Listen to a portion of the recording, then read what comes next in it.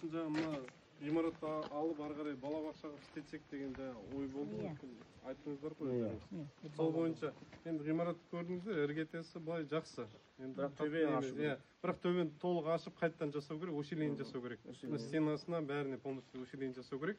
Ол енді жаңағы мынаны егер де біреу доверительное управлениеге алса, жаңағы сенімгерлік басқаруға алып, егер осыны балабақша жасайын дейтін болса, ол требованияға біз бәрін жазып береміз да, заң жүзінде жаңағы мына усиление жасау керек, техобследование жасау керек депсе, техобследование жасаған кезде уже ары қарай білінеді, іргетасы жарай ма, жаңағы қабырғасы жарай ма, кіршасы жарай ма, соның бәрін толығымен обследование жасап болғаннан кейін әрі қарай бұл ғимаратты эксплуатацияға қабылдауға бола ма, болмай ма соны.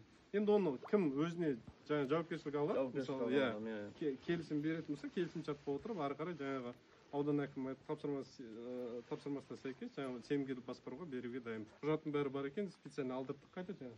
Беріліп құжат бар ма? Міне құжаттың бәрін полностью архивтен көтеріп